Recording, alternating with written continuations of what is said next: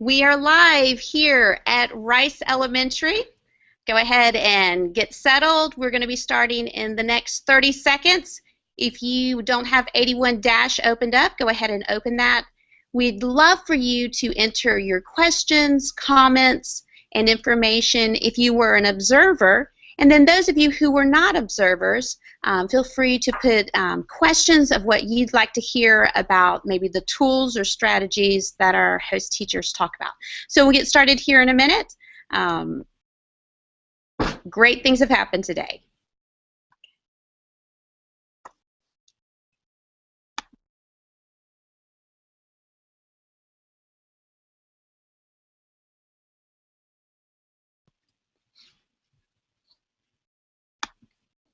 We are ready to go. Here at Rice Elementary, we've had an excellent day of learning, of being able to see technology in action, but put into the context of curriculum, which is vitally important.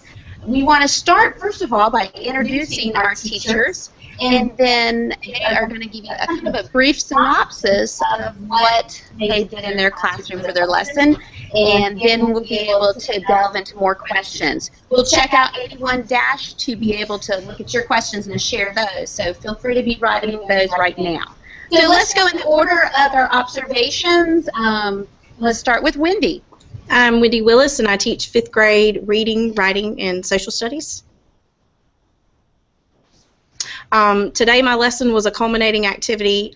We've been working in Google Docs and Google Slides, and we've been using the debate topic of school uniforms, and our students have composed essays either pro or against the uniforms.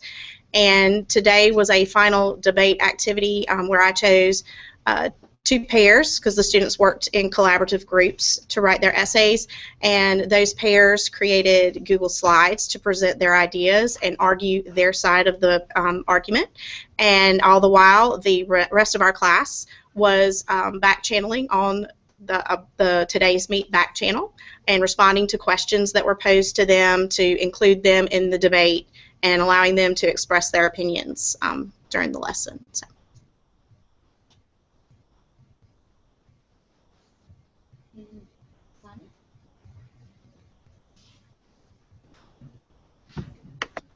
My name is Sonia Flack, and I teach kindergarten here at Rice Elementary.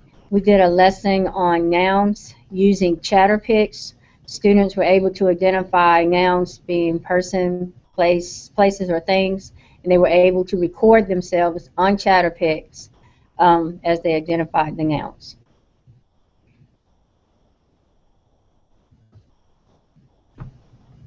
I am Hannah Thompson, and I teach 1st grade, and we use the iPads and the app Screen Chomp to read tell using beginning, middle, and end. And that's what we did. Well, ladies, each of you did an excellent job, and I just want to applaud you for your hard work and your determination to do your very best. All of your students were engaged and excited about what you were teaching. Just briefly thinking about what worked well in your lessons, the use of technology or the strategies and approaches that you used, what worked well in the lesson for you? I think overall in my lesson, the whole collaborative approach really helped.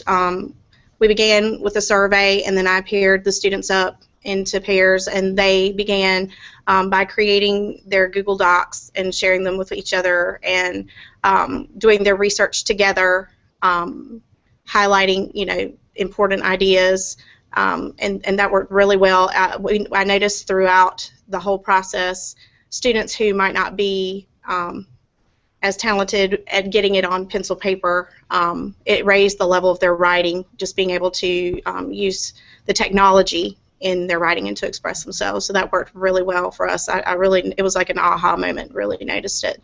That worked really well for us. And Sonia, what did you find in your lesson that worked really well?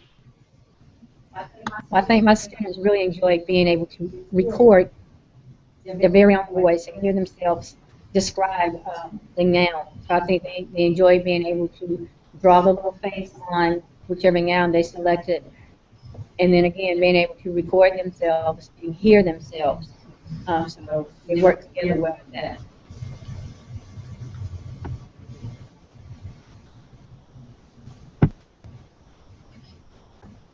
I think something that worked well for our kids, or my kids, was being able to work together. They were able to teach each other things that maybe their partner didn't know, and so they did a really good job working together and working as a team.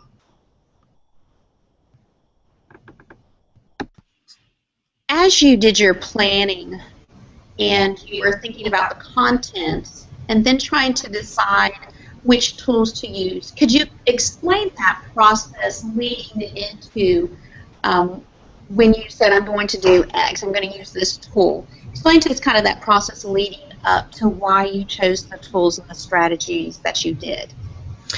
Well, for us in writing, collaborating together on an essay in Google Docs was just a natural, organic process in the writing process. It was just transitioning over from paper to technology, and it was pretty seamless once we got the kids into their emails and into their Google Drive and establishing that. They're already pretty tech savvy, so it was just very natural to say, okay, let's try, creating this document now and collaborating together and commenting on each other and supporting each other. It was just a no-brainer. I mean, it was pretty easy transition into that for us.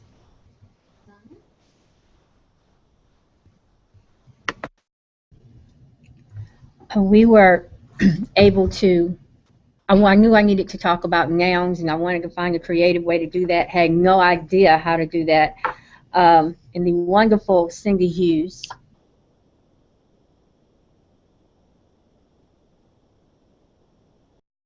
suggestions and the awesome had great ideas about using Chatterpix to help introduce nouns, and I thought it was awesome and was excited about it, but I had no idea how to introduce nouns using technology, and so I'm grateful for the suggestion from those ladies to do that. I think I'm with Miss Flack on that. I was very nervous and I didn't know where to go. I did know that I wanted to use reading and do a retell, but I was not sure how to do that. So I reached out and I contacted Kendall and Cindy Hughes and Lena Sprouse. We all kind of put our heads together and we figured out and that Screen Chomp would work the best for our kids, and it was nice to be able to use them. As we were in observing your classes today, so much creativity and student voice. How did you see that take place throughout your lessons, and what surprised you about it?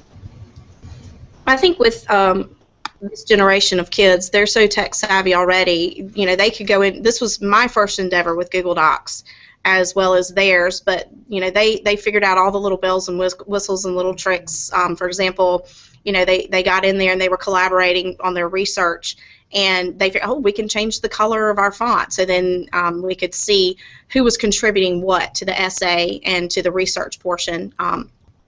So that was one of the things that we noticed.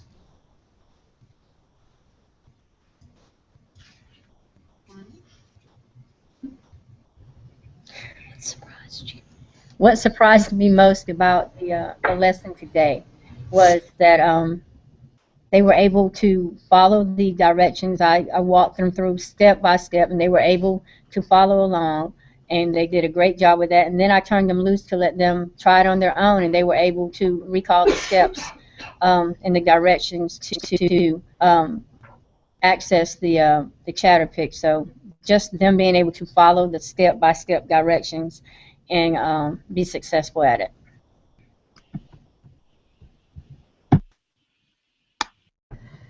I think what surprised me the most was their just engagement. They were engaged, they were working hard, they wanted to do well, and if they did have a question, they asked their partner and they worked together. But it really surprised me how engaged they were and how much they just wanted to do well and wanted to do it right. So that surprised me. I really like how each one of you had variations. If a student struggled, they could still attempt at their own level to accomplish what you expected of them. But yet, those students who wanted to fly high and do more, they had that capability to take it to whatever level they needed to take it individually. So, in looking at the differentiation, each one of you did such an excellent job with that. 81 Dash, I'm just looking over here, excited to see, let's see, different comments from people. I see Springfield giving a shout out to you. You are here. And let's see, I think I saw Matthews said they were there. I see Beth. Yeah, the Matthews cohort. Pinecrest is in. I'm just getting a lot of good feedback from the different people who observed, and we want to thank you for that and continue to add that information. Your questions that we can answer for you to help build that picture of what took place today, but then also to consider how can it take place in your classroom. So let's go to our next question. In thinking about taking the lesson you had today, how would you continue that lesson if you had time, or variations that you might have with the lesson moving forward? Well, for our culminating activity today, we just worked in pairs, and two of my one pro and one con made a Google slide, or made Google slides to present their argument to the audience. But of course, obviously, the next step would be to allow all the students to have that opportunity to use Google Slides to make their presentations and talk about that. And of course, the next steps is getting them to work on their delivery of what they've got on their slides, so that they are more engaging with their audience and developing that skill as well.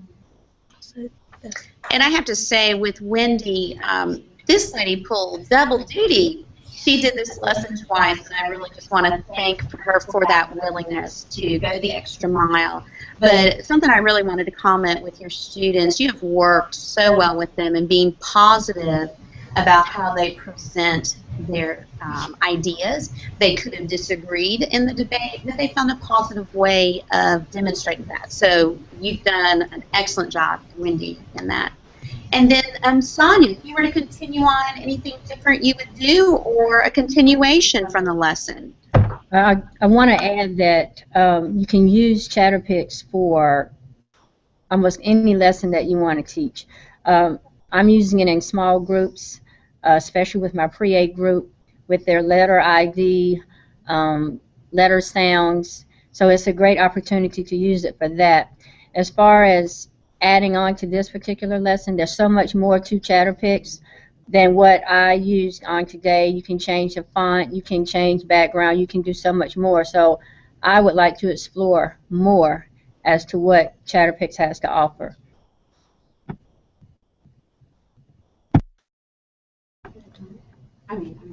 I think to add on to this lesson, I would let them record their voices. We opted out of that after how sensitive it was with all the kids talking and all the students, recording their voices. They were picking up each other's voices. We didn't have like a real goal set for that, so we kind of canceled it, but I think that would be the next step. I think the kids would enjoy that. I know that Sonia said her kindergartners enjoyed hearing their voices and getting to hear themselves speak, and I think that would be big for my kids, so that's the next place I would take it. Okay. I have a question here for Sonia and Hannah. You are dealing with kindergarten and first grade. Can kindergartners and first graders really do a lot with technology? What have you experienced in their capabilities? And can you talk a little bit about that? Well, they're much more tech savvy than we give them credit for. They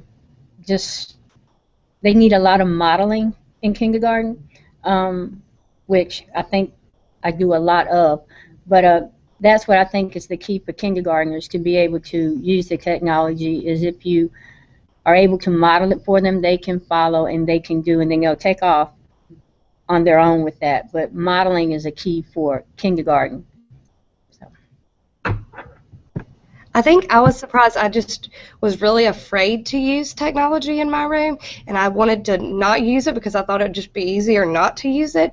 But after preparing for this lesson and getting the iPads out and getting used to those, my first graders picked up on it so quick. I thought it would take days to prepare, when in reality it didn't. There was time that I was like, oh, you got this, let's go with it. And I think that surprised me, and it's comforting to know that if when I break out the iPads again, they know what to do, and it's not as hard as I thought it would be. I know, Wendy, you've spoken about some difficulties that led up to in getting technology going with your students. Can you talk a little bit about that, but then how has it been beneficial going through that agonizing stage? Well, in the beginning, definitely, I have to say, if it weren't for Cindy and Lena, this whole endeavor would not have happened. They were very supportive.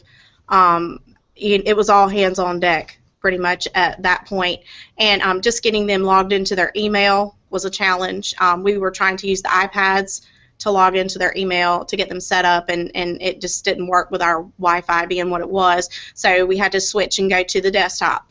And then once we got them on there, getting them, making sure they're logging into their account. So a lot of things that we kind of take for granted as adults with just logging into an email, those were things we had to troubleshoot, and just little hiccups along the road that we had to work out with them. Getting them set up, and once they got set up in their email and got into the drive, I think, getting them to create their document, and the little hiccups of making sure you share it with that person and make sure they can edit, and choosing those correct settings, things, and it took us a while. And this was a good 2.5 week long endeavor that we were on, but I think now that we have pushed through all those challenges, the next time it's going to be smooth sailing. They're going to find more things that they can do with the technology, and it will be even better, the next time when we try this again. So, and to piggyback off of what you had said, and to encourage the rest of the teachers out in our audience today, Wendy spoke of her team, her media specialist Lena, as well as the coach Cindy. They are here to help you, and once your students are set up, they've logged into their Google Drive, that's a one-time thing. You've got it ready to go, and you won't have to do that again. And teaching them the options in Drive, once you do that, again, they know it, they've got it. So that's hard part to go through, but it's exciting once they get on that other side, what they're going to be capable of. I think it's going to blow your mind with those capabilities. Wendy, you talked to me about one feature that just gave you goosebumps, and being able to communicate between you and your students. You said journals are now a thing of the Stone Age. You want to share a little bit about that? Excuse me, yes.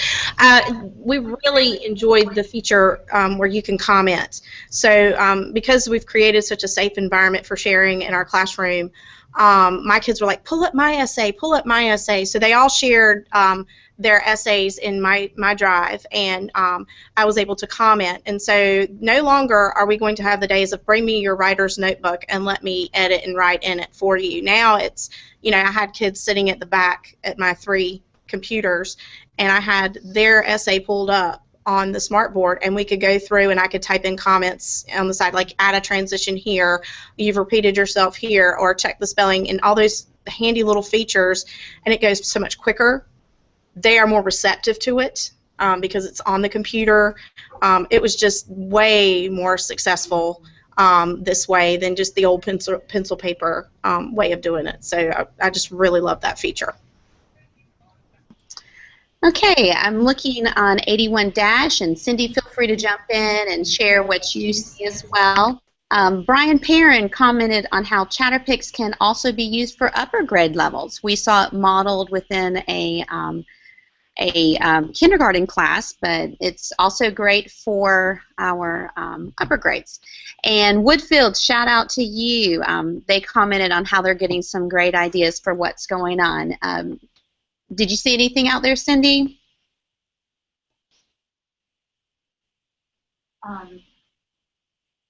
Yeah, you can go. Yep. Yep.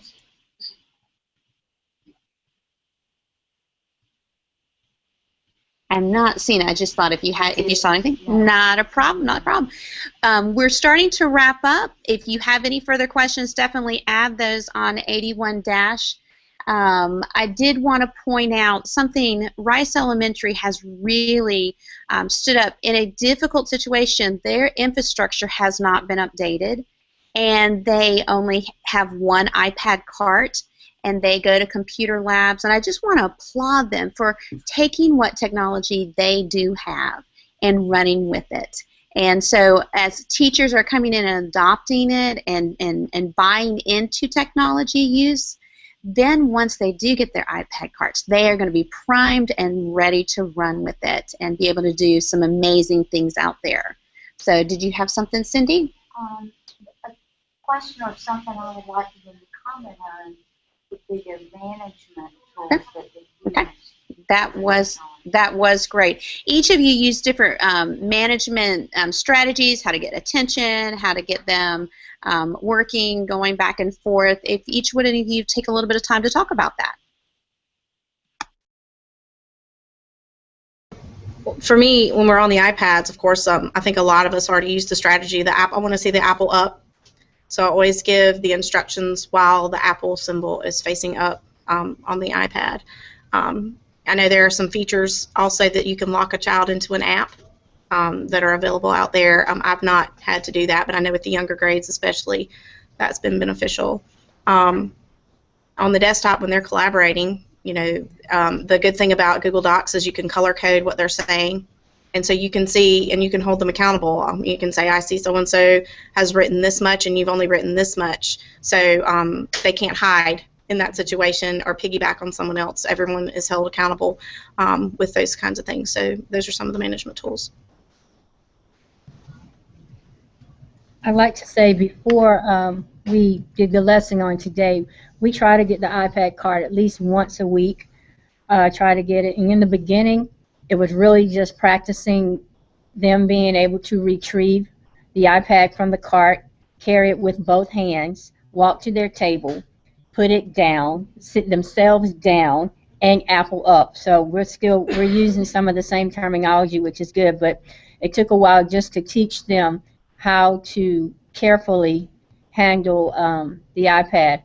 As far as being able to get their attention during instruction, I do a lot of, eyes and hands, eyes and ears on Miss Flack. Just those things that I use on a daily basis that they're accustomed to. But basically just working with them on how to handle the iPad in general and take care of it was a mini lesson in itself. So those were some of the things that we did. I think for me and my first graders, we just went over our expectations and what I expected of them and what our class expected, because they knew that they wanted to be able to get back on the iPads, and they ran with it. We spent 10 minutes going over expectations, what our room should look like when the iPads are in use, what it should sound like, and we spent that time, and after that we really didn't have any trouble. So it wasn't something I reminded them of their expectations, but they did a great job. And like Ms. Flack said, I did a lot of look at me, eyes on Ms. Thompson. So it was very easy classroom management.